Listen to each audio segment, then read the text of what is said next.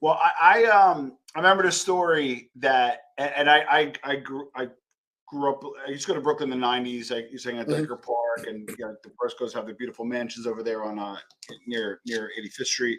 And the Persicos were very strong in that area. Very Yeah. strong, kind of to this day too. But with that Yep. being said, though, is you guys were thinking of maybe what should we do, and didn't like 50 guys show up as kind of a coup d'etat, a force majeure, if you will, and you guys were like, holy shit, not only do you want to stay with you guys, but they brought every cousin, uncle, and brother. What was that story? Because I remember hearing it, but I don't recall it Well, fully. no, we had a smaller crew. We traveled in smaller groups.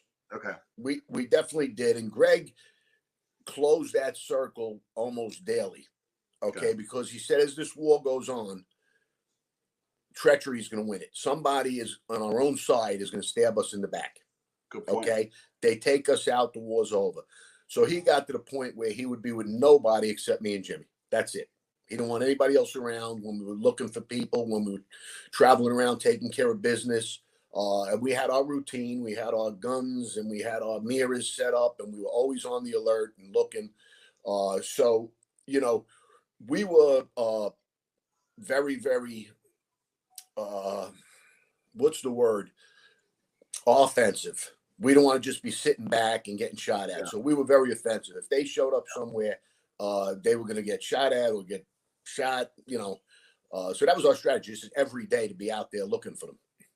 So you guys almost had like a, what we call tonnage. We're just going to go after these guys hard, fast, maybe not strategic, shotgun approach, get it done. What were some of the? Because I remember I was a kid and bodies were dropping almost every day. But it looked like Arena was losing. It was like Public Arena was losing. Maybe some media play in there.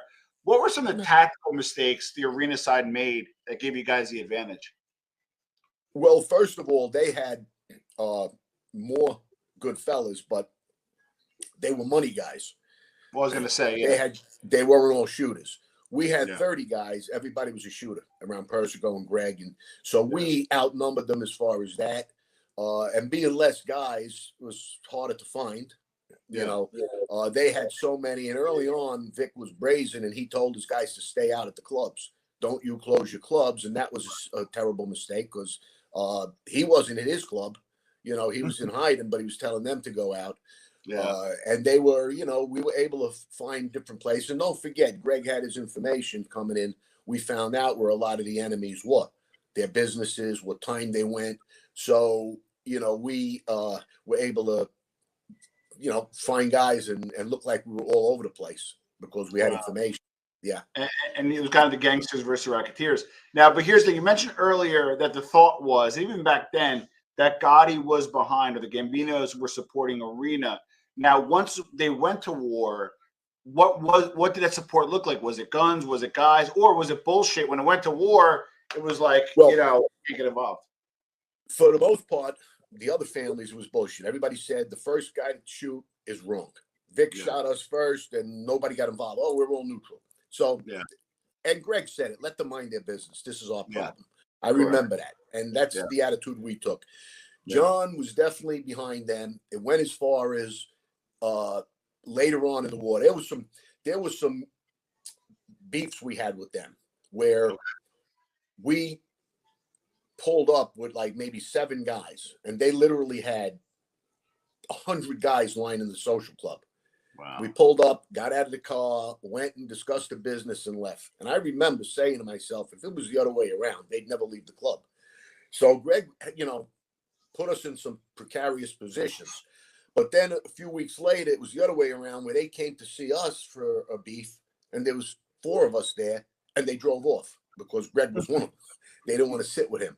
So there was a lot of a battle of nerves for a while, but then it when it became a shooting war and they couldn't get us, and to go to your question, Vic actually asked John for help if he could take out Greg. Now, some of the guys were insulted by that because they said it's our family, and he should have been ashamed of himself to do that.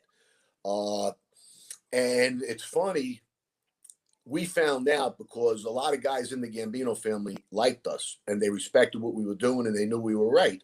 Yeah. So even though John said don't talk to them, they still came in every day to say hello, let them know they're supporting us, we're friends, blah blah blah. So we found out from one of those guys that they went to John for help. So if you see any of John's crew coming around here, be on the alert. So a few times we saw a couple of guys come in my pool room, and it was obvious they were sizing it up.